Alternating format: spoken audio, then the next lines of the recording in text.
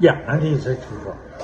I joined an organization called the Masters of Foxhounds Association of America.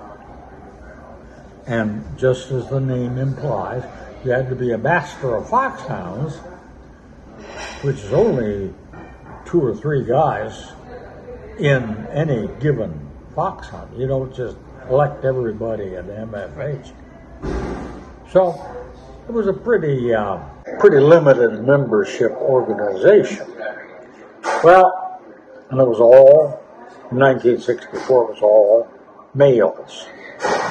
Well, so the years went by, and every January we all came to New York, and we had an annual meeting of the organization, and then we'd have a big party, a big dinner, and then the next night we'd have a big hunt ball. Everybody put on their scarlet finery and so forth, and you'd have this really magnificent hunt party.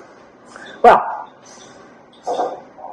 I don't know exactly the date, but the date finally came where there must have been around 1975, 1980, where there were quite a few women were becoming masters of foxhounds.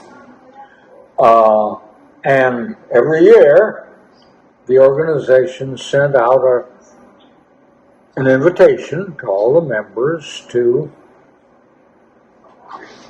come to the annual meeting and come to the dinners, go to the ball. Well, the master's dinner.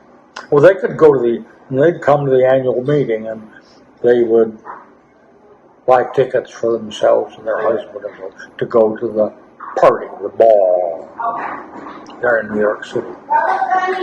But the master's dinner was another story. They were expected to decline the invitation to the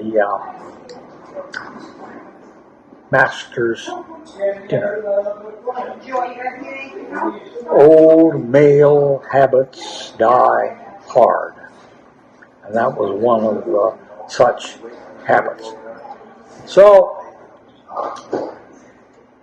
and boy, I was one of them. I admit to it. I apologize in this day and time, but I was one of those guys that planted his feet and said, no way in heck do we want a bunch of women coming to the master's dinner. Well, the day finally came when the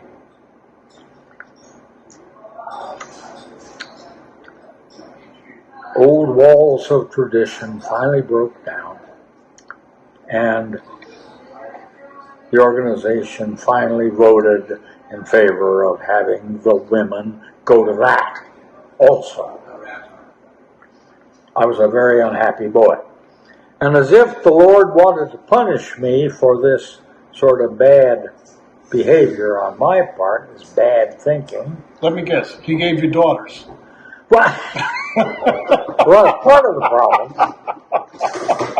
But the first 2 dinners I went to under the new set of rules, I ended up in each case being seated at a table or dinner between 2 women masters. And Dave, in both cases, these 2 women proceeded to get themselves absolutely cross-eyed, absolutely gabooned. And they proceeded, in one case, one threw up on the floor right next to me, and I was basically sitting there saying, well, the good Lord is visiting this upon me because I must be he must consider me to be a bad person, and I'm getting my punishment early. So, but then the third year, Dave, I'm seated next to a lady named Heck, H-E-C-K, Heck. And she's from Akron, Ohio, Dayton, no, excuse me. She's from Dayton, Ohio. She is a master of foxhounds out there. She's prim and proper, and she's an absolutely delightful person. So we sat there and did have, I must say, several absolutely delightful conversations around the table and during dinner. So as we're chatting along merrily, she said to me, oh yes, my aunt used to take her class on field trips out to the edge of town. And they rode a iron rail streetcar, trolley car, out to the end of the line. And then they had their little bag lunches, and they'd walk about another mile or so. And then they would go to this farm, sit on a bank on the edge of some big cornfields there in Ohio, and watch her brothers fly. And I had to kind of grab a hold of the table, but she said that, and I said, and who, pray tell, was your aunt? Oh, she said, and she gave the aunt's name, and the aunt's last name was Wright. She was a sister to Wilbur and Orville Wright.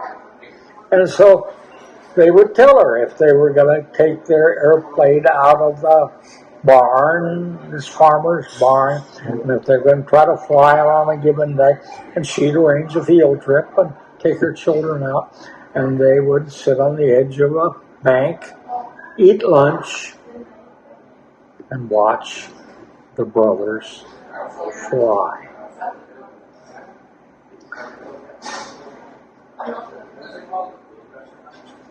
I'm going to tell you, I sat there and I said, well, Lord, I must have been doing something good, because you have seated me next to this lovely lady, and look at her background. So we get to talking a little bit. I said, well, did you ever fly? Oh, yes. She said, I flew a little bit. And she said, when I was a little girl, she said, I used to sit in the cockpit of this single-engine, high-winged airplane, and I'd hold the stick back in my lap. That holds the tail down. And my father would go around front, and he would spin the propeller. Did not have a starting motor in view. He pulled the prop. And he'd pull the prop a couple of times, and then he would say to her, okay, switch on. She'd turn on the ignition, and he'd stand back and pull the prop. And, well, she said eventually they'd get the engine running, and then he'd get up into the cockpit and close the doors and make sure their safety belts were done, and off they'd go and they'd fly. I said, oh, that's marvelous. And she said, yes. She said, my father was a tinkerer, and he used to tinker around, and eventually, she said, with this aeronautical background in the family, he tinkered around to try to figure out a more efficient propeller. And he got a patent on it. I said, okay. And she said he wanted to go into the business of manufacturing propellers, but he didn't have enough money to build a factory and get it all going. So she said he had to license the patent to a company that was already manufacturing propellers, and that was kind of a family story. He was the inventor of that device, that propeller. And I was able to turn to her and to say, Mrs. Peck, are you talking about the Hamilton standard, constant speed, reversible, full feathering propeller? And she said, yes. She said, have you ever heard of it? And of course I leaned back and I said, I have about 2,000 hours of flying using just what we're talking about right now. Oh, I tell you. Well, here's a question for you. Yes. You say, oh, are you talking about the Hamilton blah, blah, blah, blah, blah, blah, blah, blah, reversible feathering engine? Oh, yes. Have you heard of them? No, I'm just making up the name as that would have been a good comeback to her. Yes. David, I was so awed to be in her presence and hear her talking about this aviation history of which she had been a part, and of which her family had been a part. I was not capable of any humor at all. I was just sitting there, my jaw was dragging on the floor. As you might figure out, dragging on the floor to this day. Good. So, master of the hunt. How many years were you a master of the hunt? Or are you still considered a master of the hunt?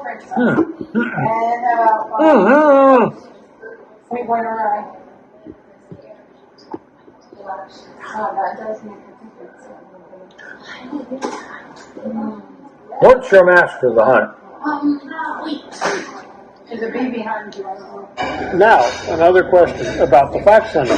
Yeah. I remember Ann Demaney, our dear Ann, Yes. once told me that in all the hunts that she ever went on, only one time did the fox ever get caught. And by the time the dogs got it, the huntsmen were right on top of it, and the fox was able to get away unharmed. That's probably so. Yes. But it's more the thrill of the chase than the actual, we're going to have some fox for dinner. Oh, absolutely. Dave, there are two different rationales to fox hunting. In England, some foolish fellow, who I don't know, some foolish fellow brought some foxes, 1, 2, 3, 4, 5, brought a few foxes into the country. Big mistake. In the whole of the British Isles, there are no natural predators for foxes. So they just blossomed. And so every year, the British have to find some way to thin out the population a little bit, or you'll be sitting down to dinner every night at your dinner table, and there'll be a couple of foxes sitting there with a knife and fork waiting to be fed. There's just the fox population in England. They're everywhere. They're everywhere. So, when the British go fox hunting, they want to kill foxes. They got to try to control the population. And as a result, the local farmers welcome these fellas on their horses and their big red coats and all that sort of stuff, and the foxhounds, because they know that every couple of weeks or so, that local hunt is going to kill a couple of more foxes, and that's good for them, the farmers. In the United States, is a totally different deal. No. I would like a lemonade. Foxes have some natural predators. You guys ready to order? Yeah. You go. Foxes can't particularly do a ton of damage anyway. They can do some damage, yes, of course they can. But in general, mostly down in the South, there are a lot of chicken farmers, and a lot of foxhounds will live in the area, and they'll raid the hen house and carry off a few hens for dinner and so forth. So, yeah, that's a bit of a pain in the neck. But other than that, foxhounds in this part of the world where you don't raise a tremendous egg, chicken, hen population,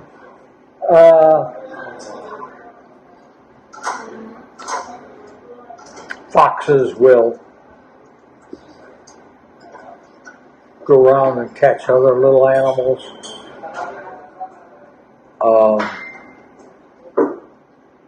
They'll raid a few birds' nests for eggs. They will find garbage cans every now and then, and find something good to eat there. So they're really kind of scavengers, and they don't particularly cause anybody a whole lot of trouble. We don't need to kill foxes. Well, that's what Anna said. It was more the sport than cruelty. Oh, And absolutely. in 90 whatever percent of the time, the fox would get away. She said there's a reason why they say sly like a fox, because they're not stupid. They're clever as hell. They're very good at covering covering their tracks and covering their scent. You got to be pretty damn clever to catch a fox. You got to be damn clever.